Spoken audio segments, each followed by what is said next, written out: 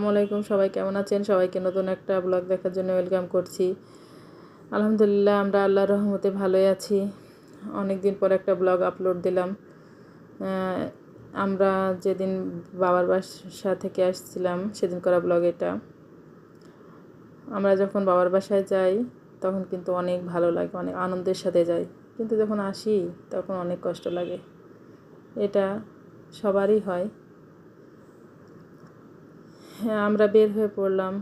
আমার জীবনে একটা আজ অবশ্য নতুন অভিজ্ঞতাও অর্জন করলাম। আমরা কখনো কিন্তু মানে আমি সবসময় দেখা যাচ্ছে অটো কিংবা মোটরসাইকেল বা অন্য কোনো গাড়িতে শহরে গেছি, কিন্তু ভ্যানে একদিনও যায় নাই। আজ প্রথম আমি ভ্যানে শহরে আসতেছি। এটা আমার জীবনের একটা ভালো একটা নতুন অভিজ্ঞতা। ভ্যানে আসতে কিন্তু অনেক ভালোই লাগলো।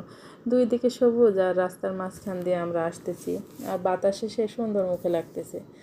আর আব্বাবু তো ঝামেলা করবেই, আমি একটু ভিডিও করব আর আব্বাবু ভিডিও করতে দেবে না। এই যে দেখেন, আমার সাথে খুবই ঝামেলা করতেছে। এরকমই করে। ইদানিং আমি ভিডিও করি বাট আপলোড করতে পারি না, ভয়েস দিতে পারি না। আমার ছেলেটা অনেক বিরক্ত করে, আর মেয়েরও পরীক্ষা চলতেছে। এর জন্যে একটু দেরি হয়ে গেল এই ভিডিওটা আপলোড দিতে। এই যে দেখেন, চারিদিকে সবুজ, ভালো লাগে।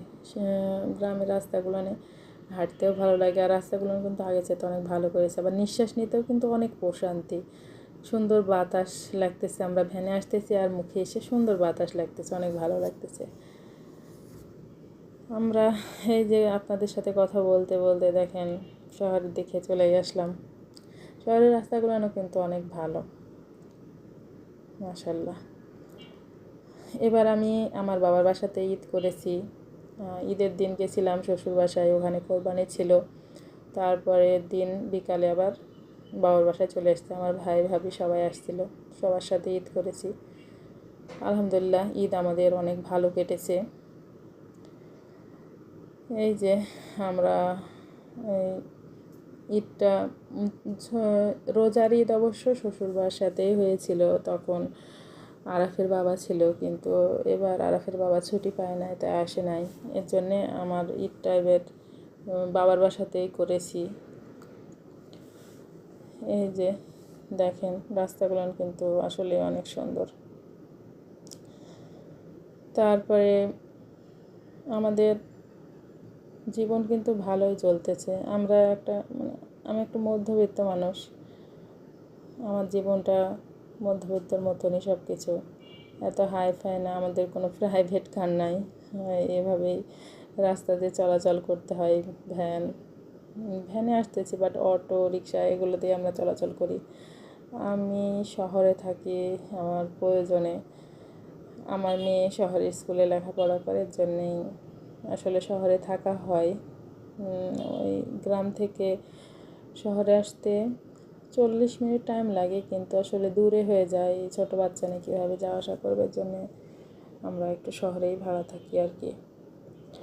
এভাবে আপনাদের সাথে দেখেন কথা বলতে বলতে শহরের অনেকখানি রাস্তা আমরা চলে আসছি। জানি না সবাই শেষ পর্যন্ত আমার ভিডিওগুলো দেখছেন কিনা। যদি কোনো অংশে ভালো লেগে থাকে প্লিজ সাবস্ক্রাইব করবেন, লাইক কমেন্ট শেয়ার করবেন। খারাপ লাগলেও প্লিজ জানাবেন। আমি একটা নতুন ইউটিউব ব্লগার। আমার কথাবার্তাতে কোনো যদি ভুল হয়ে থাকে প্লিজ ক্ষমার দৃষ্টিতে দেখবেন, এবং আমাকে প্লিজ আমার লাইক কমেন্ট শেয়ার সাবস্ক্রাইব করে আমার পাশে থাকবেন। আজ এই পর্যন্ত, নতুন একটা ব্লগে দেখা হবে। আল্লাহ হাফেজ, আসসালামু আলাইকুম।